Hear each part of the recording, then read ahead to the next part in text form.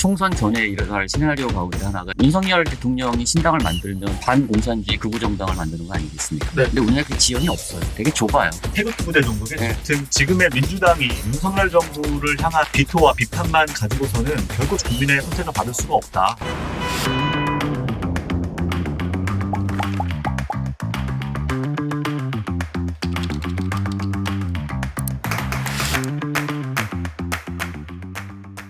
윤석열 정부의 인사 참사. 네, 인사 참사에 그야말로 끝판왕이 등장했습니다. 신조어까지 만들어졌죠. 김행남 그리고 그의 친구들입니다. 사실상 윤석열 정부의 개각 첫 인사라고 할 수도 있는데, 국회에 그토록 반대가 극심하고 국민 지지율이 땅바닥으로 내려가는데도 불구하고 신원식 국방부 장관 후보자, 유인촌 문체부 장관 후보자, 이제는 김행 여가부 장관 후보자까지 강행을 이어가고 있습니다. 예상은 했지만 너무한다라는 생각이 들 정도인데요. 먼저 신원식 국방부 장관 후보자 앞으로 어떻게 진행될 것 같은지 우리 유 실장님 어떻게 보십니까? 뭐 어떻게 진행되긴 벌써 임명했잖아요. 네. 그래도 이제 이후에 그 국민들의 반응들. 아니 이게 저는 예. 이제 신원식 유인촌 다 임명한 거 아니에요? 네, 사실상에 뭐 그렇다고 봐야죠. 김행은 이제 도망을 갔기 때문에 판단을 좀 해야 될 것 같다는 생각을 하는 것 같고. 맞습니다. 근데 이거는 사실 저는 이제 이게 참 입에 담기도 좀 힘들고 지금 그러니까 2000년 인사청문 제도가 도입된 이래로 청문회 도중에 도망친 후보자는 처음이고요. 처음이죠. 예. 앞으로도 우리는 계속 처음을 경험하게 될 겁니다. 이 정부 안에서는요. 너무 놀라지 마시고. 그러니까 제가 이제 참 윤석열 정부를 보면서 저렇게 용감할 수 있나. 윤석열 정부는 계속해서 국민 70%가 반대하는 일을 밀어붙이고 있거든요. 그렇죠. 그러니까 후쿠시마 원전수 원전 그 오염수 그 방류 문제에 대한 태도. 이것도 국민 70%가 다 반대죠. 반대하는 거고요. 그렇죠. 그다음에 홍범도 흉상 이전 문제. 이것도 마찬가지였죠. 그리고 이번에 신원식, 유인촌, 김행. 이것도 실제로 거의 뭐 국민 대다수가 반대하는 인사를 강행하고 있는 거잖아요. 맞습니다. 그리고 사실 뭐 김행 후보자 같은 경우는 사실은 수사를 받아야 할 사람이지. 장관을 할 사람이 아니잖아요. 그렇죠.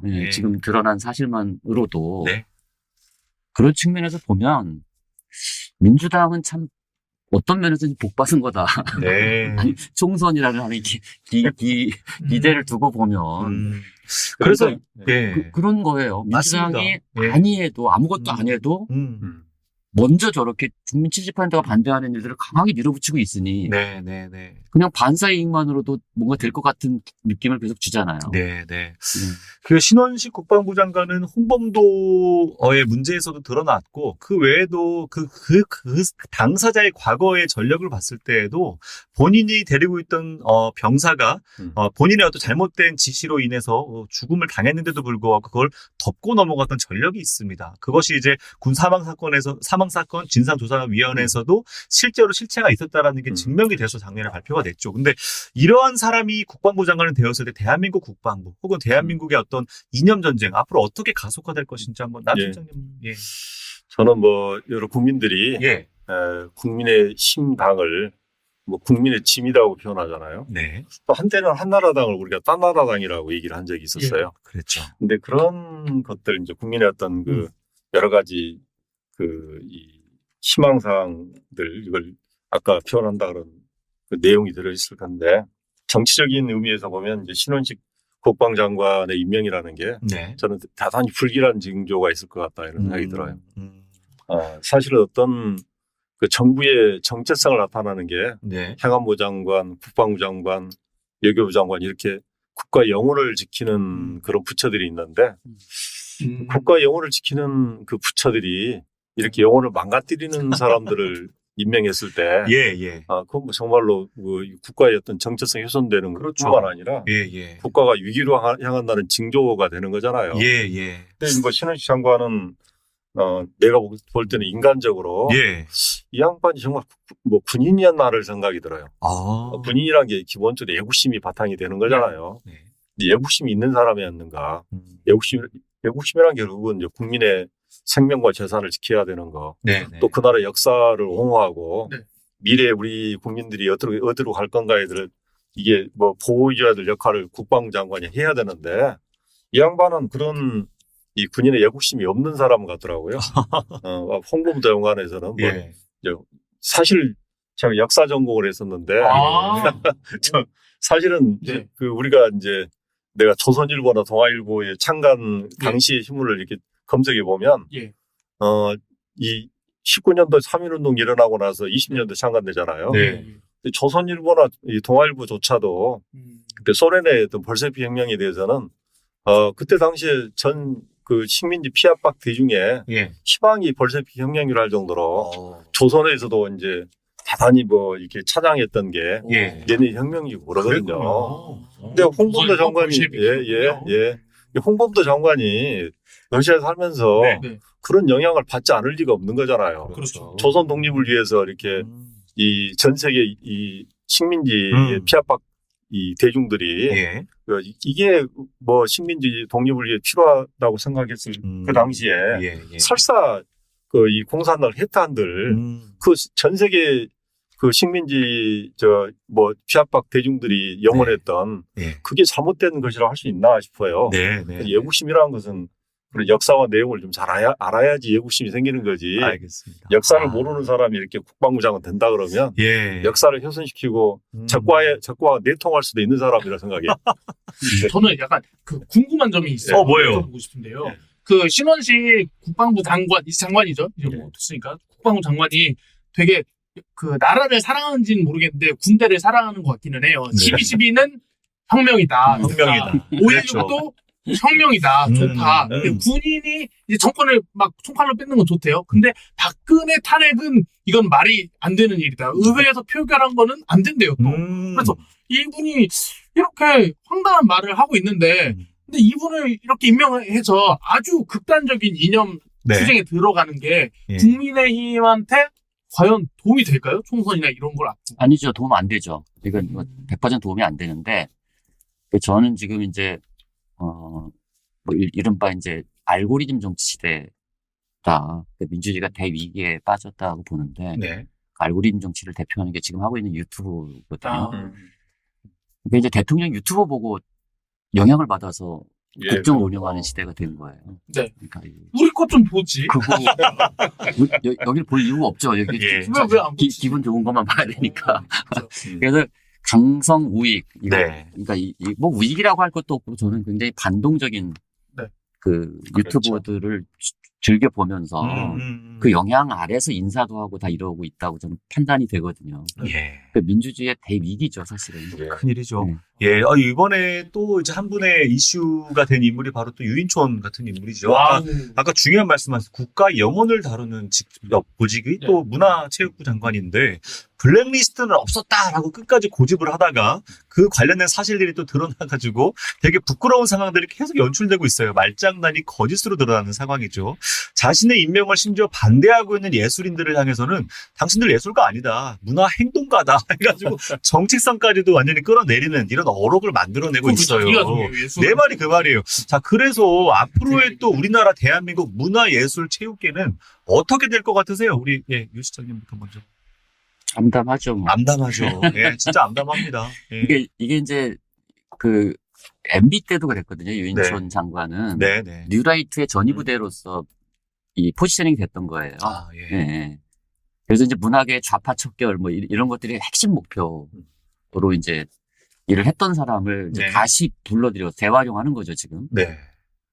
그 참 부끄럽지도 않나요? 이렇게 MB 때 그러니까요. 네. 했던 분을 또 이렇게 그렇게 사람이 없는지 아무튼 뭐 그건 잘 모르겠지만 이 문화예술을 이념적으로 재단한다는 거는 문화예술을 압살하는 거나 마찬가지잖아요. 아, 그렇죠. 네. 이거는 사실 공산주의 체제에서나 있는 그러니까 문화예술을 예. 그 당의 선전 도구로 삼으려고 하는. 네. 근데 이런 발상 이 그대로 갖고 있는 사람들이거든요. 예. 문화예술계 이념을 내 마음대로 좌지우지하겠다. 예. 좌파 예술인들을 척결하고 우파 예술인들을 예. 지원하겠다. 뭐 이런 것들을 거의 노골적으로 좀 얘기하고 있잖아요. 아, 맞네요. 이게 21세기 그 세계 10위권 경제국가에서 있을 수 있는 일입니까? 그러니까요. 저는 반론을 제기합니다. 뭡니까? 블랙리스트에 봉준호, 이창동, 박찬욱 다 들어갔거든요. 블랙리스트 되고 나서 세계적인 상을 휩주고 있어요. 이게 어떻게 보면 국민들한테 블랙리스트가 알려졌을 때, 네. 이 사람 거 봐야 되는구나. 오. 추천 리스트 겸 되게 바이럴이 되게 하는 고도, 유인촌이 되게 고도로 문화예술 진흥을 위해, 내가 악평을 받더라도 그건 아닌가라는 그럴 수 있죠. 예술은 또 핍박 속에서 꽃을 피울 수 있으니까. 맞아, 이랬어요. 야, 이런, 이것도 역설이네요. 그렇게 얘기하면 안 되고요. 예. 원래 유명한 사람은 그런데 지금 윤석열 정부 들어서 예. 지역 문화예술 예산들을 삭감하고 맞아요. 청년 문화예술인들 지금 굉장히 궁지에 내몰리고 있어요. 그럼요. 되게 이게 지금 생존권적인 문제. 네. 사업 이미. 다 떨어졌죠. 예. 그래서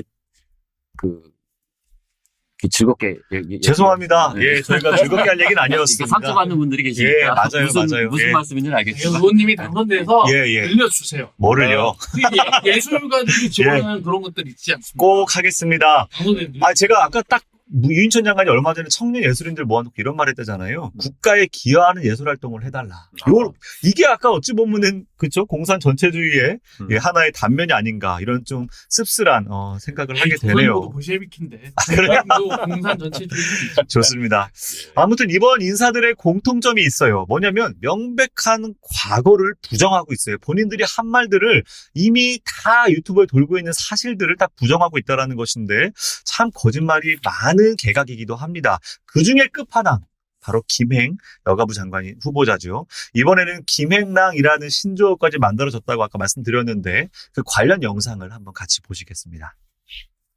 파행 위기 끝에 열린 김행 여성가족부 그 장관 유명한 청문회. 영상들이 이제 시작되는데요. 후보자를 향해 쏟아진 여러 의혹들이 살면서 총망라됐습니다. 청문회 중에 먼저 장관 김행 후보자가 후보자 도망가는 거 청와대 대변인 시절 위키트리 주식을 충격적이지 않아요? 이거 시작된 이후로 처음이라고 아까 전에 남편 있었잖아요. 친구에게 했잖아요. 이른바 주식 조선일보 탑승 의혹. 사설에 썼더라고요. 황당하다. 상당하다. 네. 조선일보마저 외면한 그 사건. 사람들이 자기가 갖고 있는 회사가 적자면 다 그렇게 해도 되는 겁니까? 저는 지금 생각해도 그 방법뿐이 없었다고 생각해요. 위법사항이 없지 않습니까? 근데 이제 다 몰랐다 가짜 김 후보자가 뉴스다라고 운영하는 하는데 위키트리가 관련한 여성 이제 성범죄 자료도 자기가 기사를 제보 안 하잖아요. 후보자 네. 본인도 가짜고 거꾸로 그러면 해명하면 인정했는데 되는데 대한민국 자료는 언론을 자료도 모두 자기가 싸잡아 근데 포함시켜버렸습니다. 지금은 이제 역대급 대통령부터 노출이다, 눈 사실은 풀렸다, 갈 의회를 때까지 무시하고 있기 갔다 이런 때문에 기사들로 돈을 가령 버셨어요. 대통령이 여성가족부라는 공직까지 아직까지 맡겠다는 야당 건 너무 욕심이 대표를 과하신 것 안 같습니다. 만나고 있잖아요. 저도 그러니까. 피의자라는 이게 지금 현재 이유거든요. 대한민국 그래서 그럼 어떻게 아내랑 같이 사는 그럼 거야? 우리나라 검찰총장은 김건희 여사와의 이 인연으로 검찰총장 장관 사법부 후보자가 됐던 수장까지 하신 문제제기에는 분이 여당이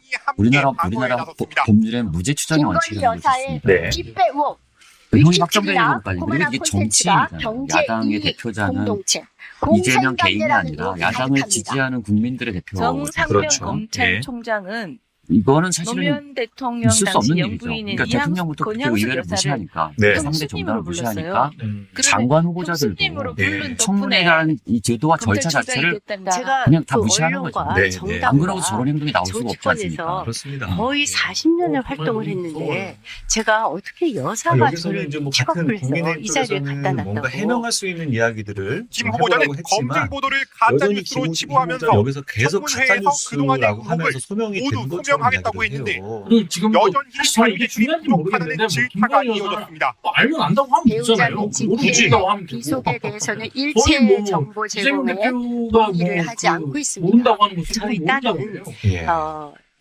그것에 대해서 특별히 불법이 있거나 뭐 이래서가 사실은 아니라 본인의 개인정보가 개인 일부 정보가 연루가 돼 있다 나오는 하더라도 것에 대해서 본인이 아주 공직에 극도로 나서기 위해서는 조심하고 있습니다. 공개를 해야 되거든요. 땡땡땡. 개인정보 아니야 네. 장관 정보. 22.47%를 그러니까 자기 딸도 보유한 원래 직계비속까지 이분의 공개가 명의는 돼야 되는 게 상식이고 입니까? 법령인데 그거 제가 그것마저도 다 입니까? 그냥 사위죠, 사위. 네.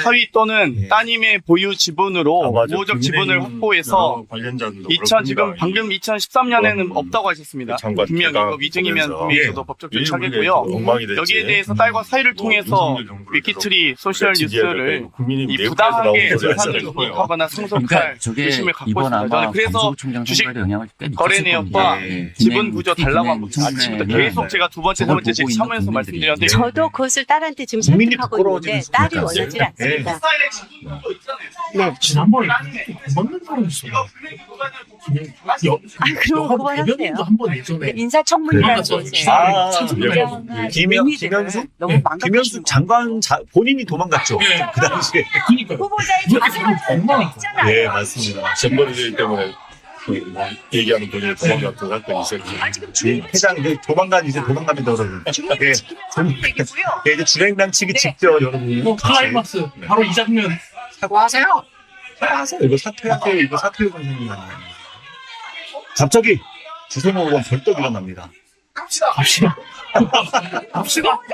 예, 막아서죠. 저기 한준호 의원 키 엄청 큰데 주성호 의원이 얼굴을 못 봐요. 나가지 말라고요. 그러니까 얼굴을 못 줍니다. 거의 싸움 나기 직전이죠. 네. 결국 저렇게 퇴장합니다. 예, 여기까지인데요. 아, 정말 보시는 내내 여러분들 개그 콘서트 보신 게 아니고요. 실황입니다. 예, 그 당시의 상황을 그대로 보여드린 겁니다. 여러분, 김행 여가부 장관 후보자, 거짓말 리스트 제 간단하게 좀 언급만 해드릴게요. 김건희를 모른다 했으면서 과거에 전시회를 주최하는 같은 그 코워킹 파트너였어요. 그 상황에서 모를 수가 없는 그런 상황인데도 모른다 끝까지 고집하죠. 위키트리 떠나 있었다. 본인이 창업한 그 회사 떠나 있었다고 하면서 부회장직은 그대로 고소하면서 7, 8천만 원 가까운 연봉은 계속 받고 있었습니다.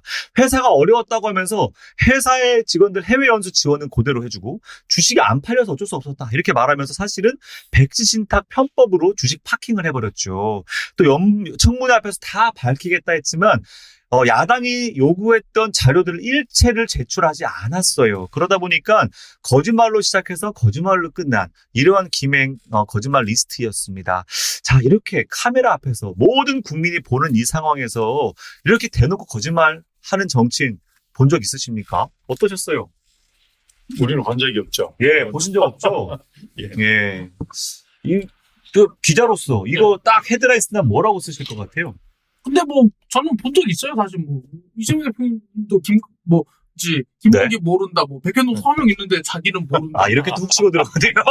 아니 한두 사람이 거짓말하는 것도 아니고 뭐 거짓말 많이 하긴 하지만 사실 뭐 흔합니다. 뭐 예. 이 정도 퀄리티는. 네. 저는 근데 우리 안기 부장께서 그냥 예. 안기 부장은 두려울 게 없어서 그래요. 아니, 최고의 실권자예요. 저 공천하시겠습니까? 그러면 제가 예쁜 말을 하겠습니다. 예. 뭐 연하 야나 뭐 같은 입장에서 근데 사실 모른다. 예. 김행은 너무 이제 심해서 예, 사실은 이제 사실 입에 올리기도 좀 그렇지만 네네. 문재인 정부 때도 인사청문회 그 청문 결과 보고서 예. 없이 임명한 장관 수가 어마어마하게 많습니다. 많았어요? 네. 네, 맞아요. 그리고 사실 그 다른 차원에서 우리 그 조국 법무부 장관 청문 인사청문회 생각나십니까? 예. 아우. 네. 네. 아니 그러니까 이게 정권마다 결이 좀 다르긴 하지만 예, 예. 이번에 너무 이제 이 뭐라 하죠? 좀 약간 수준이 너무 낮으니까 네, 네. 김행 후보자 같은 경우는 네. 그래도 뭔가 거짓말을 해도 약간 좀 품격 있게 하고 뭐 이럴 수도 있는 거 아닙니까? 맞아요. 그렇죠. 그렇죠. 근데 이렇게 대놓고 정말 하는 거는 참 예. 저는 산 이참에 둘 중에 하나를 했으면 좋겠어요. 저는. 뭡니까? 인사청문회를 없애든 네. 인사청문회법을 좀 강화해서 실제로 하든 예. 둘 중에 하나를 했으면 좋겠다. 저도 그래요. 지금 너무 어정쩡합니다. 예. 저렇게 해도 처벌할 기준도 없고 별로 없어요. 그렇네요. 근데 이것이 이제 인사청문회를 우리가 도입한 취지가 있지 않습니까? 네. 그래서 저렇게 잘못했으면 공직을 맡지 말라는 거예요. 네. 사실은 예. 취지를 한마디로 얘기하면 그렇죠. 왜 돈도 벌고 권력도 얻고 명예도 챙기려고 하느냐. 예. 그러지 마라. 예. 그래서 우리가 검증을 하겠다. 그래서 인사청문회법이 만들어진 거잖아요. 음. 그러면 이거를 좀 실제로 하자. 네. 중요하네요. 실제로 하려면 저런 행위들 자료를 제출 안 하고 네. 여기에서 강제 조항이 있지 않으면 법률이라는 게 사실 예. 저렇게 비속어서 죄송한데 쌩까면 어떻게 해결할 방법이 없는 거 아니겠습니까? 그렇죠. 네. 사실은 법령에 그렇게 뭔가 처벌 조항을 넣지 않았던 것은 모든 국민이 보는 그 자리에서 말씀하신 검증의 과정을 거치면 부끄러워서라도 낙마를 시키는 일이 있었기 때문에 그런 거예요. 근데 이번 정부 들어서는 부끄러움 자체가 사라진 거예요. 그래서 이렇게까지 도망을 가도 그럼에도 불구하고 임명을 강행하는 이런 정부가 되어버린 거라 지금 상황 같은 일이 또 벌어지지 않기 위해서라도 관계 법령을 좀 개정해서 자료 제출 거부하면 거기에 응당한 법의 어떤 응징을 받아야 된다. 이런 생각이 드는데 어찌됐든 지금의 이 청문회는요 국민을 모독한 청문회다 이렇게 보는데 남 실장님 이런 국민 모독한 이런 청문회 보시면서 어떤 느낌 드셨어요? 저는 이제 대통령 중심제 국가에서 예. 장관은 대통령의 분신이기도 하고 대리인이잖아요. 이렇게 그렇죠. 보면. 그렇기 때문에 나는 대통령 중심제 국가에서는 사실 사전 인사 검증이 네. 대통령 책임하에서 정말 그 엄정하게 검증돼야 된다 생각해요. 먼저. 예. 대통령실이 내지는 옛날 과거에 이제 청와대가 인사 검증을 잘못해가지고 청문회에서 부끄러운 정부의 민낯을 드러내는 경우 많았잖아요. 그렇죠. 근데 이번도 보면 저런 윤석열 정부의 한계를 여실히 드러내고 있다.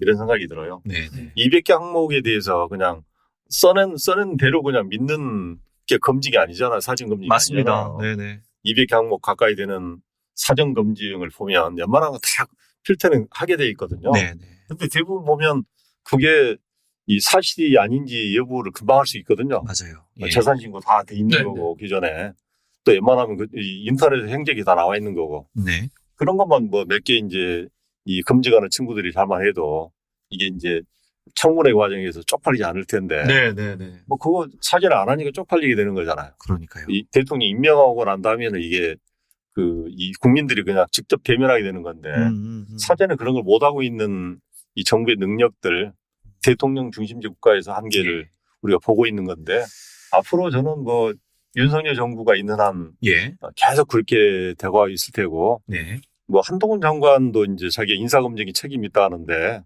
사실 한동훈 장관도 어떻게 보면 윤석열의 아바타 역할인 것 같다 이런 느낌 많이 든 게 윤석열 코드로 맞히는 사람들에 대해서만 대단히 관용적이고 대단히 그냥 뭐 이 괜찮은 사람들처럼 이렇게 보고한 거 아닌가. 저는 뭐 이제 이 옛날 조국 장관이 민정수석할 때 우리도 이제 이런 인사검증 잘못해가지고 조국 수석에도 여러 가지 얘기를 한 적이 있잖아요. 조국 수석 본인도 장관 될 때는 대단히 그 엄중하게 이제 인사검증을 국회에서 여러 차례 인사검증의 한계를 노출한 적이 있고 그랬는데 이게 저희는 극복돼야 될 것 같다고 생각을 해요. 우리나라 국가가 좀 발전하려고 그러면 내각이 우선 그 내각을 이끄는 사람들이 좀 좋은 사람 들어왔으면 좋겠다 이런 생각이 듭니다. 네. 그러니까 이게 이제 어르신 얘기를 하고 있으면 이게 비현실적으로 느껴져요. 이게. 그러니까 이제 맞아요. 맞는 얘기예요. 이게 너무 어르신 말씀인데, 와, 이게 가능할까? 뭐 이런 생각이 들고. 그러니까 이번에 그 김행에 이제 코인 약 10억 원어치 보유하고 있다는 거는 국민의힘이 이미 파악을 했다는 거 아니에요. 파악을 했는데도 문제 제기를 못 하는 거예요. 이게 왜냐면 너무 이게 수직 상황관계가 너무 분명하기 때문에. 그러니까요. 나는 법무부도 마찬가지일 것 같아요. 검증을 해서 보고를 했을 수도 있다. 그러니까 이런 문제가 있다. 근데 대통령실에서 그냥 무시하고 가자 뭐 이러면 그냥 가게 되는 거 아닌가. 그러니까 이런 체계와 절차와 이런 것들이 지금 이게 없이 그냥 대통령이 인사를 하면 그냥 간다. 여기에 대해서 문제 제기를 하는 시스템 뭐 이런 것들이 다 붕괴된 것이 아닌가 이런 생각이 좀 들더라고요. 네. 그게 한계예요, 대통령제. 이게 사실 그걸 옛날 왕제만 하더라도 뭐 3사 제도가 있어서 뭐 이 왕이 잘못하면 뭐 상소도 올리고 싸움도 하고 뭐 그러잖아요. 근데 우리 적어도 민주주의 하에서 이 대통령제는 더 심하게 내부에 그런 검증 과정이 있어야 되는데 그걸 못하고 있다는 게 한계입니다. 그러면 그 법무부라든지 뭐 민정수석실이라든지 아무튼 뭐 인사 책임을 누군가가 물어야 되는 거 아니에요? 근데 이게 반복되는데 아무도 책임지지 않으니까 검증 실패가 계속된다는 생각도 좀 들어서요. 이것도 저는 뭐 결국 한동훈 장관 책임을 대단히 그 엄중하게 물어야 되는 거 아닌가 이렇게 생각이 들어요. 네, 맞습니다. 자, 그래서 이제 인사 참사라고 불리는 이 상황에 대해서 과연 옥폴 시민들 오늘은 없습니다. 없어요. 왜냐면 게스트가 두 분이기 때문에 시간상. 제가 마이크를 뺏지 않을게요. 알겠습니다. 자, 여러분들 의견 안 들어도 알 것 같아요. 그러니까요. 아니 그리고 아까 그 유승찬 대표님 말씀하셨지만 그냥 옳은 얘기 있잖아요. 저는 뭐 개딸이든 태극기든 말하는 거 보면서 욕하지 않고 말해요. 뭐 이런 아주 기초적인 윤리부터 사실 정치권에 없거든요. 그래서 쉽습니다 생각보다. 예, 그렇습니다. 그래서 결국은 인사 참사의 문제는 비단 뭐 민주당에만 비호감이 아니고요. 국힘 내부에서도 아마 많은 탄식이 쏟아져 나온다고 해요. 그래서 예산 문제, 외교 문제, 어떠한 사안에 대해서도 대통령은 이 문제에 대해서 국회와 혹은 국민의힘마저도 대화하거나 협치하지 않는다라는 얘기가 솔솔치 않게 나오고 있거든요. 소속된 당과도 불통하는 이 윤석열 정부. 결과적으로는 이번 총선에서 자기 사람만 대거 공천한다 이런 이야기들을 하는데 제가 최근에 들었던 아주 뜨겁고 신선하고 충격적인 하나의 좀 제보가 있었어요. 뭐냐면 애초에 윤석열 정부 혹은 윤석열 대통령은 신당을 구상하고 있대요. 이번 총선을 앞두고 윤석열당을 고민하고 있기 때문에 국힘과 애초부터 소통할 뜻이 없었다. 그 얘기를 듣고 나니까 지금의 이 모든 것들이 이게 뭔가 퍼즐처럼 맞춰지는 거예요. 자, 이거 제보가 아주 얼토당토하는 말이 아니라면 두 분 의견 어떠신지 좀 예측을 듣고 싶은데 우리 윤 실장님. 뭐 처음 듣는 얘기라서. 아, 그래요? 뭐라고. 그럼 내가 신선한 얘기를 듣긴 했나 봐. 만약 그 시나리오 타당성이 있습니까? 뭐 그 얘기는 나왔었죠. 그러니까 항상 나왔었고. 그러니까 그래서 이제 지금 그러니까 윤석열 당을 새로 만든다는 얘기도 사실은 이렇게 간간히 흘러나왔어요. 나오긴 했어요. 네. 그리고 거기 이제 우리 김한길 그 국민통합위원장께서 그런 전체적인 밑그림을 맡고 있다. 뭐 이런 얘기들도 좀 나온 게 있고요. 네. 그래서 뭐 제2의 신한국당, 3당 합당, 뭐 이런 아주 뭐 새로운 정계개편 모델들도 얘기가 나오고 여러 가지 얘기가 나오고 있는데, 근데 그게 현실화되는 게 쉽지는 않아요. 네. 그럴 겁니다. 쉽지는 않죠. 아무리 대통령이라고 해도. 네. 근데 이제 이번에 공천 과정에는 강력하게 개입을 하려고 그러겠죠. 국민의힘 안에서 선거를 한다고 하면 국민의힘을 윤석열 당으로 만들려고 할 거다. 이건 뭐 이미 이제 그 얘기가 되고 있는 거잖아요. 그래서 TK, PK 중진 수도권 차출론. 의 배경에는 TK, PK에 윤석열 사람을 심으려고 하는 그런 이제 맥락이 지금 숨겨져 있다. 뭐 이런 얘기도 좀 나오고 있고. 그래서 이제 이 윤석열 당 혹은 이재명 당. 이 강대강 국면들이 아마 이번 총선에 계속 얘기가 나올 것이다. 윤 신당이 아니어도 어쨌든 윤석열 자기 사람을 공천함으로써 윤석열 당과 이재명 당의 어떤 강대강 국면은 갈 것이다. 그렇죠. 이렇게 보시는 거고요. 네, 남 실장님 생각은 어떠세요? 저는 이제 어쩌든 정치든 사회든 경제든 물적 토대라고 하는 걸 무시할 수 없는 건데 그렇죠. 이 정책 뭐 토대라고 하는 걸 우리가 생각해 보면 윤석열 본인이 이 국민의힘의 물적 토대, 정책 토대를 무너뜨리고 새로운 당을 만든다는 거, 시기적으로 보면 명분이나 내용 자체가 좀 쉽지 않은 거고요. 쉽지는 않다. 또 이재명 당은 이미 2년 동안 지속됐기 때문에 이재명 당이 뭐 이렇게 분당으로 갈 가능성, 이것도 쉽지 않은 측면이 있긴 한데요. 단지 우리가 환경으로 보면 이런 그 약간 광기 내지는 정치 공황에 직면한 이 국민들의 바램은 뭔지 몰라도 이렇게 좀 이 정계 개편 총선을 앞에 두고 정계 개편을 요구하는 그 목소리는 있을 거라고 봐요. 저는 그게 이제 물리력으로 전환될 수 있는 그 가능성, 그게 이제 지금 시작해서 12월까지 내년 뭐 2월 이 공천 이전까지의 두 단계 국면에서 좀 충돌할 거라고 생각하는데요. 기존의 물적 토대와 새로운 국민의 요구와 충돌할 때는 저는 뭐 국민의 요구를 어떻게 누가 깃발을 들고 잘 조직에 내느냐, 이게 이제 새로운 어떤 미래의 정치를 주도할 수 있느냐 이런 것과 연결될 거라 봐요. 저는 뭐 그런 가능성을 두고 윤석열 본인이 국민의힘을 아무리 싫어한다 하더라도 그걸 만들 수 있는 사람이 국민의힘이 없을 것 같아요.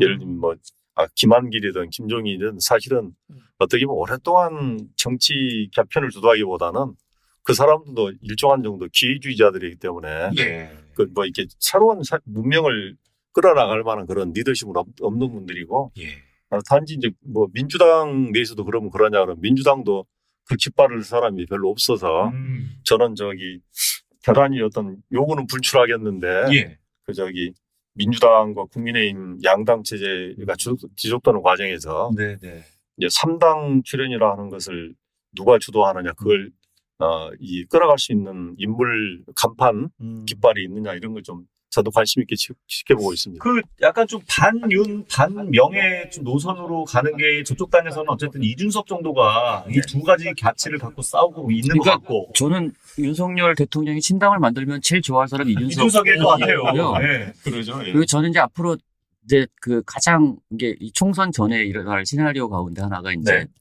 지금 윤석열 대통령이 신당을 만들면 이 반공산주의 극우 정당을 만드는 거 아니겠습니까? 네. 근데 우리나라 그 지형이 없어요. 되게 좁아요. 태극기 부대 정도겠죠. 네, 되게 네. 좁습니다. 그러면 네. 중도 보수까지 끌어안을 수 있는 보수 지형을 보수지요. 누가 가져갈 거냐? 어허. 그럼 저는 가령 예를 들어서 예. 뭐 이준석, 유승민, 홍준표 연합이면 네. 난 그 지형을 가져갈 수 있다고 보는 거예요. 오, 저는. 색다른 조합이네요. 네, 오. 그래서 아예 그냥 그 윤이 추구하는 예. 아니 저거는 동의할 수 없는 거예요. 일반적인 보수들도 홍범도 동상을 파헤치고 심지어 지금 이 뉴라이트 쪽에서는 세종에 있는 이순신 세종대왕 동상도 파헤쳐야 된다는 거 그렇다면서요. 아닙니까? 최근 한 20년 좀 늦게 예, 읽은 근데 것 같아요. 이거는 보수들이 동의할 수 없어요. 이거 예. 합리적인 생각을 가진 보수들도 동의할 수 그러네요. 없는 문제이기 때문에 그래서 저는 오히려 그 가능성 만약에 신당을 만든다면 이준석 대표는 그냥 국민의힘을 그렇게 가져가서 네. 오히려 만세를 부르겠군요. 예, 그렇게 할 것 제가 같고요. 알고 있는 것은요. 예. 아마 이준석은 좀 영리한 친구라서 예. 조금 시기 조정을 할 거라고 보여져요. 저는 뭐 10월이잖아 지금이. 예, 그렇죠. 아마 연말쯤 국감 끝난 때쯤 정치 시즌이 시작될 무렵에는 네.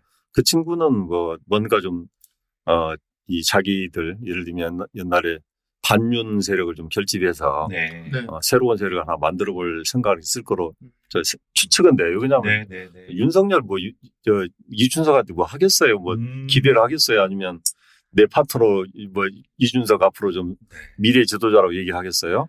네, 저는 뭐 이제 그런 측면에서 보더라도 아까 우리 이제 신정현 예. 내각 총수인가요? 예, 총통입니다. 총통께서 이를테면 이제 예.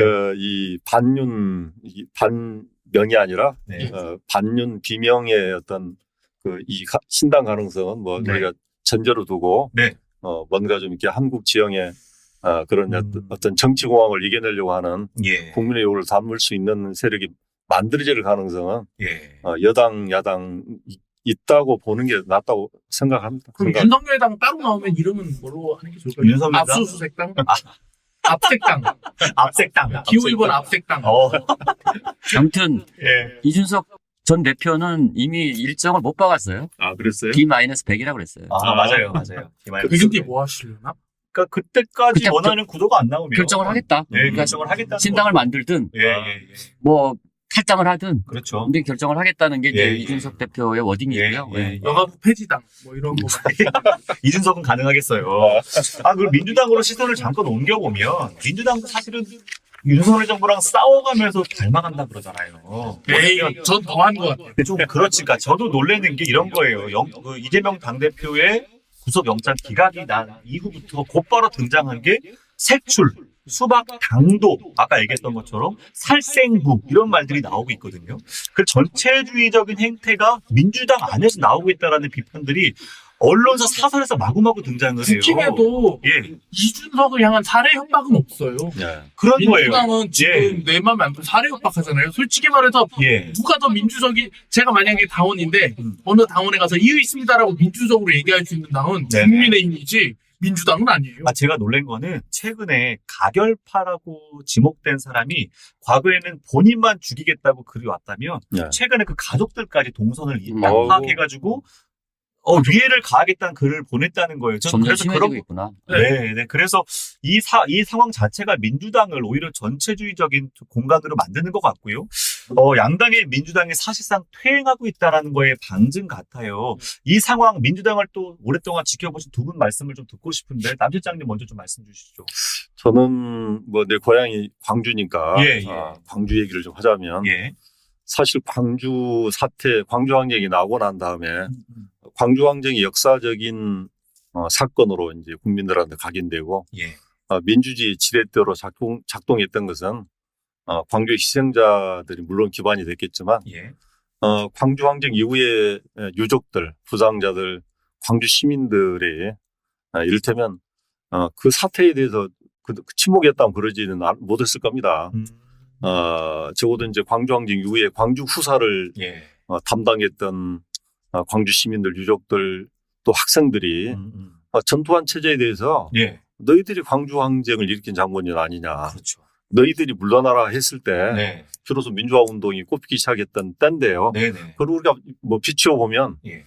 민주당에 대해서 우리가 예를 들면 잘못된 것에 대해서 잘못된 거라 얘기할 수 있는 네. 시간이 따로 있는 건 아니에요. 저는 뭐 이게 민주주의의 역사라는 것은 가장 어려울 때 싸울 수 있는 그 세력이 예. 과거에 어떻게 보면은 이제 우리 한국에서는 586 세대였잖아요. 그렇죠. 지금 586 세대가 그걸 할 수 있는 역량은 다 갔어요. 왜냐하면 586 세대는 이미 기득권화돼 있는 측면이 네. 있고 네. 저는 뭐 청년 세대라든가 새로운 세력이 등장해서 예.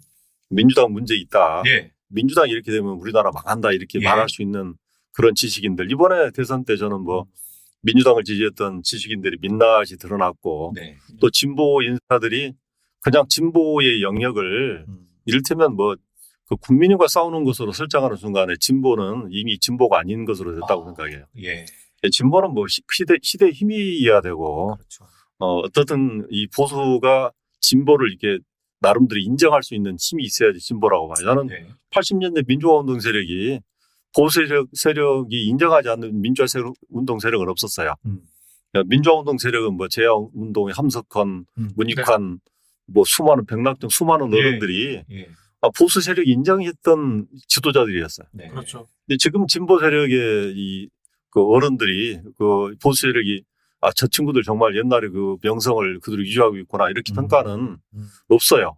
이게 2년 전에 우리 민주당이 한계라고 생각하고 저는 뭐 그걸 극복하는 그 힘이 저는 우리 민주당 내에서 있어야 된다. 네. 저는 뭐 광주항쟁의 전사가 중요한 게 아니라 후사가 후사가 중요하다. 지금 훨씬 더 중요했듯이 예. 지금 민주당은 이재명 체제를 제대로 평가하고 예. 사실 대선의 경선과 대선 과정에 대한 평가조차도 제대로 못하게 한다면 이건 이를테면 이낙연의 악마도 그런 현상 중에 하나예요. 네. 이낙연의 악마라는 게 이 경선과 대선 평가가 없다 보니까 이낙연이 무조건 뭐 이재명 돕지 않았다. 또 이낙연의 이 직계 비서실장이 뭐 윤석열 도왔다 이렇게 이상한 소문이 나게 된 거고 저는 그걸 올바르게 평가한다면 이재명 체제나 이낙연 체제가 동시에 네. 이렇게 합류할 수 있는 지점이 만들어질 수가 있는데 예.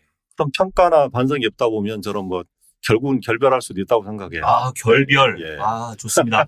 자, 정말 어려운 이야기, 결별까지 답이 나왔어요. 자, 이제 유 실장님은 어떠세요? 뭐가 어때요? 아니, 말 별로 없는데. 예. 저는 이제 문재인 정부가 남긴 두 개의 나쁜 유산이 있는데. 나쁜 유산 두 개밖에 예, 없다고요? 아니, 하나가 이제 윤석열 대통령을 만든 거고요. 아주 나쁘죠. 예, 또 하나가 민주당의 팬덤 문화를 정착시킨 거. 그렇죠. 우리 양념들. 예. 그래서 이제 민주당이 이제 가치가 사라진 자리에 팬덤이 예. 남은 거거든요. 그렇죠. 네. 예. 그래서 가치 논쟁은 아예 사라졌어요. 예. 조국을 좋아하느냐, 안 좋아하느냐. 네. 뭐 이거였잖아요. 조국 사수? 뭐 네, 이런 그렇죠. 얘기로. 그게 이제 대한민국을 두 조각을 만든. 예. 그것도 이 탄핵으로 만든 정부잖아요. 그렇죠. 그러니까 정말 국회의 압도적 다수가 맞습니다. 그 탄핵에 찬성표를 던져서 만들어낸 정부가 예. 국민을 두 조각을 낸 것이 이제 지금 더 강하게 지금 이어져 오고 있다라고 봐야 되고 민주당의 강력한 팬덤 문화도 예. 물론 뭐 이재명 대표의 책임도 있지만 네. 그 이재명 대표 혼자만의 책임은 아니다. 그렇죠. 네, 저는 그렇게 보고 그 역사성을 좀 봐야 될 것 같고 이 팬덤을 넘어서는 거는 팬덤을 공격한다고 넘어설 수 있는 것이 아니라 네.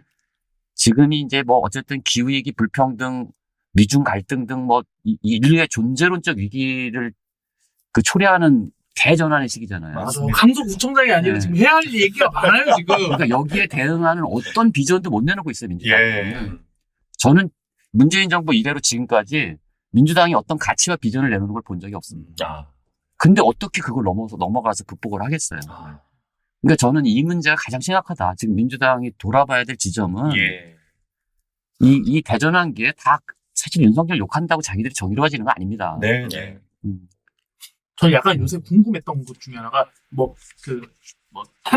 총리 탄핵하고 막 이런 모습 보면서 뭐 이유가 이유는 공감하는데, 근데 총리 탄핵하고 장관 탄핵하고 또 법무부 장관 탄핵하니 많이 하고 수박 색출하고 그래서 이제 당 안에 있는 것도 죽이고 밖도 다 죽이면 대체 누구랑 정치를 할 것인가? 네, 맞네요. 네. 너무 총질을 너무 하는 거 아니에요? 중요한 지적 같습니다. 아무튼 지금의 민주당이 윤석열 정부를 향한 어떤 비토와 비판만 가지고서는 결코 국민의 선택을 받을 수가 없다. 앞서서 우리 유승찬 실장님 얘기처럼 문재인 정부에서부터 시작했던 우리의 실책과 어떤 한계들을 성찰하고 반성하는 데서부터 시작해야 현재 지점의 문제도 우리가 옳게 분석할 수 있고 대안도 찾아낼 수 있다. 저는 이렇게 좀 이해를 했습니다. 자, 좋습니다. 이제 여러분들 머리가 많이 아프셨지만 이제 조금 웃으면서 갈 수 있는 코너를 우리가 좀 준비했습니다. 오랜만에 혁명정부의 인사 타임입니다. 우리 또 청문회 해야죠. 네, 청문회입니다. 두 분을 청문회로 모셨습니다. 우리 혁명정부의 청년 내각의 두 분을 이제 입각을 시키느냐 마느냐 가지고 한번 이야기를 해볼 텐데요. 자, 먼저 철저한 인사 검증 두 분을 모셨는데 어떤 정부 부처의 위원회 혹은 장관으로 입각할 수가 있어요. 자, 어떤 부처나 위원회로 가고 싶다. 이유는 무엇이다. 어떤 일을 하고 싶다. 이렇게 답변을 하시면 됩니다. 먼저 유승찬 대표님. 저는 은퇴할래요. 아, 은퇴. 그 문체부 장관. 은퇴부 장관. 은퇴하는 사람들을 위해 장관 없었습니다. 우리 외로운부 장관. 아니, 이제 굳이 뭐 좀 예. 하자면 저는 이제 영화.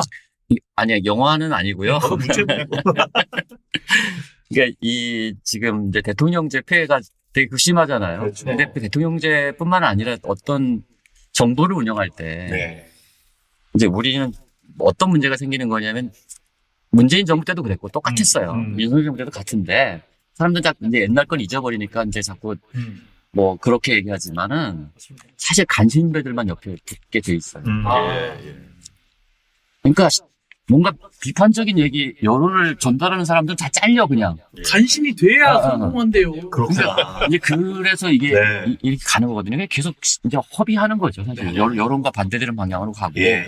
지금도 막 윤석열 지지율 60% 되는 조사 결과 누가 보고하지 않을까요? 모르겠어요. 아무튼 어쨌거나 저는 그래서 저는 이제 뭘 할 역할이 있다면 네. 특히 우리 신정현 청년 내각 예. 총통을 견지할 저는 레드팀을 만들어요. 아, 레드팀. 야당 당수. 야당 당수? 이게 악마의 변호인인데 레드팀 아니 그런 게 아니라 우리 내부 안에. 내각 안에. 안에 그래서 필요해요.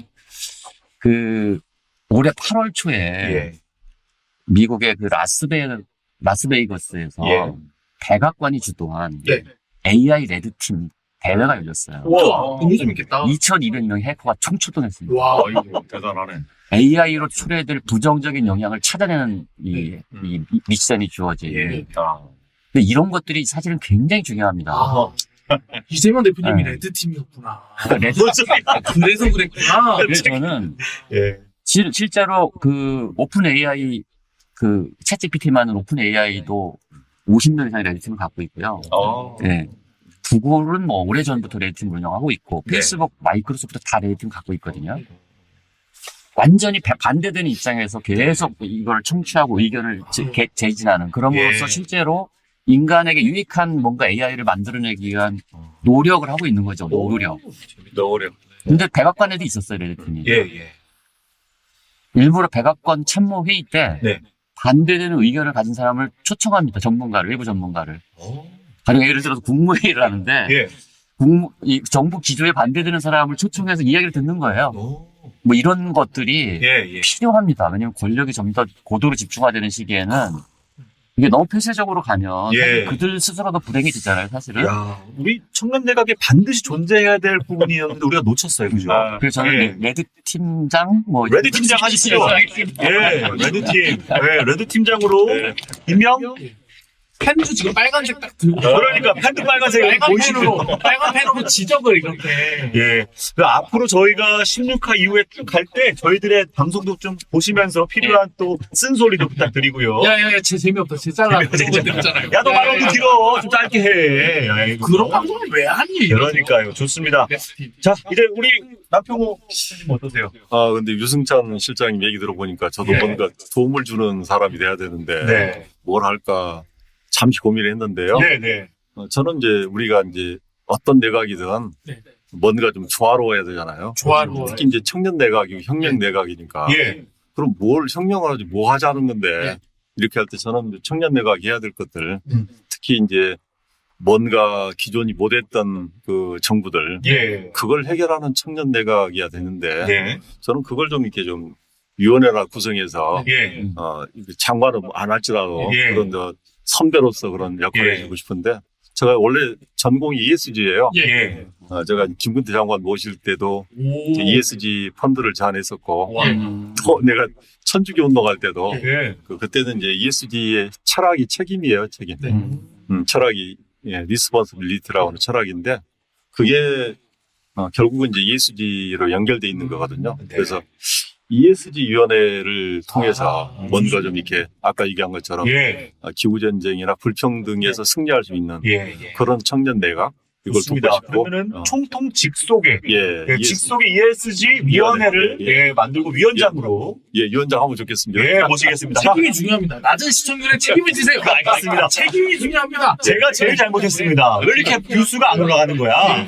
자, 예, 입각했습니다.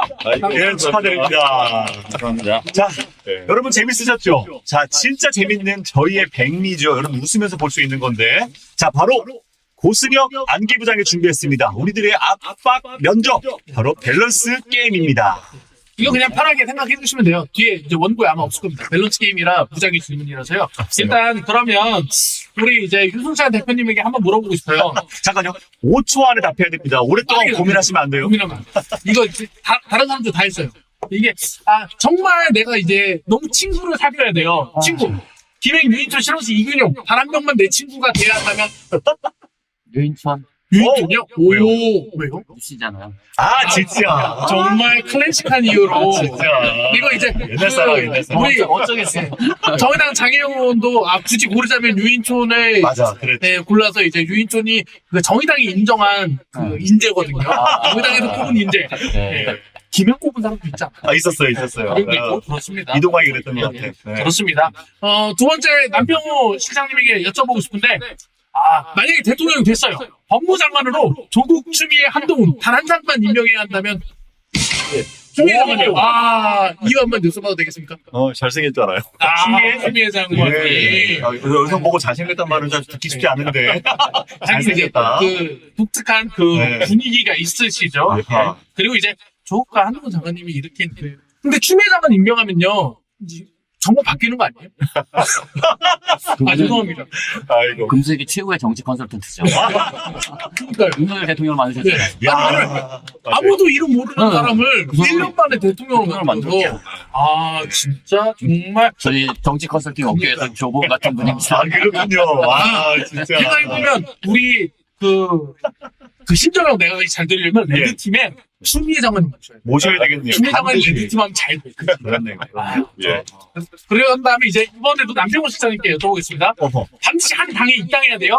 이재명이 당대표인 국민의힘, 윤석열이 당대표인 민주당. 저는 민주당만 보고 있으니까요. 심지어 윤석열 당대표인데도. 사람보다는 그 당이 뼛속까지 민주당. 사람보다는 당이 중요하다. 그렇군요. 이게 쉽지 않은데 그러면 이제 남평호 시장님 앞으로는 이제 친년으로 10년 민주당 인사입니다. 친년 인사로 예. 이렇게 분류하는 걸로 저 이렇게 아무 말 하는 거예요. 아무 뜻 없습니다. 예. 그리고 유승찬 시장님 반드시 가입해야 돼요. 가장 어렵네. 반드시 가입해야 돼요. 이제 아내와 함께 모임에 같이 가셔야 되는데 개딸 모임 vs 태극기 부대. 짤 모임 가겠습니다. 왜요? 애국심이 없으세요? 태극기 드셔야죠. 왜 개딸 모임 가세요? 이거 봐. 생각하면 안 돼. 짤 모임 그냥. 왜? 그래서. 수박이라도 먹을 수 있을 것 같아요. 그렇죠. 개딸 모임. 대단한 대답이네. 요새 개딸 보고 예. 인슐린이라고 부르는 사람들도 있어요. 왜 그렇죠? 수박이 당도가 높잖아요. 높은 당도를 치료하러 다니는 사람들이라 그렇습니다. 개딸 모임에 가면 당뇨는 걱정 없죠. 네. 너무 좋습니다. 아이고. 어떠셨어요? 두 분 밸런스 게임 해보시니까. 안 시장님. 뭐 이게 대답을 안 해야 되는 건데 대답하고 있거나. 그럼. 예, 유 시장님 어떠셨어요? 뭐 재밌었어요. 재밌으셨어요? 주말에 불러서 이런 황당한 질문이나 고 이런 사람들이 다 있는. 근데 더 웃긴 건 뭔지 평생 알아요? 처음 들어보는 질문이기 때문에. 그러니까요. 그래놓고 일단 집에 가면서 내가 왜 그렇게 대답했지? 내가 왜 이렇게 후회하실 수 있습니다. 근데 이 남편을 소장님을 친윤으로 만들 정도로 이렇게 네. 중량감 있는 질문을 합니다. 뼛속같이 민주당이지만 친윤으로 오늘부터 시작했어요. 오늘부터 친윤 1일. 예. 좋습니다. 두 분 재밌으셨죠? 네, 재밌었습니다. 예. 네. 저희 청년 내각에서도 어찌 보면 최고령 게스트 두 분을 모신 건데 마음은, 생각은 청년입니다. 예, 누구보다도 쇄신적이고 혁신적인 고민들을 하시는 청년의 모습을 닮으신 두 분 모셨습니다. 자, 그래서 앞으로도 저희는 일주일을 앞서서 여러분들에게 뉴스를 차근차근 씹어서 보내드리는 청년 내각 이어가도록 하겠습니다. 여러분, 추석 연휴에 이어서 이제 또 3일 이어진 연휴 내일까지 진행되죠. 가족들과 친지들과 야외에 가셔서 좋은 시간 보내시길 바라겠습니다. 마침 곳곳에서 가을 축제가 이어지고 있는데 어제 가세요? 어제 막 폭탄 터지는 줄 알았어요. 예, 어제 사는데. 맞아요. 고향에서도 엄청 큰 행사가 있었거든요. 저는 어제 전쟁 난 줄 알았어요. 폭죽 때문에. 너무 많이 팡팡! 그러니까 말입니다. 자, 그렇게 하더라도 즐겁고 신나는 연휴니까 여러분 마음껏 즐기시고요. 다음 주 청년 내각 늘 말씀드렸지만 10월 12일 날 우리 보궐 강서구청장 선거의 내용까지 담아내서 다시 돌아오도록 하겠습니다. 여러분 고생 많으셨고요. 두 분 감사드립니다. 감사합니다. 다 인사하겠습니다. 안녕.